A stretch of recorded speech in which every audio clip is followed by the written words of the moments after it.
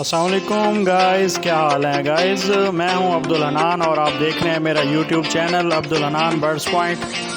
और माशाल्लाह से मेरे आज न्यू बछड़े आए हैं, 3 बछड़े आए हैं माशाल्लाह से नए। और अल्हम्दुलिल्लाह अल्लाह का शुक्र है कि खैर आफियत से पहुंच गए हैं मेरे पास।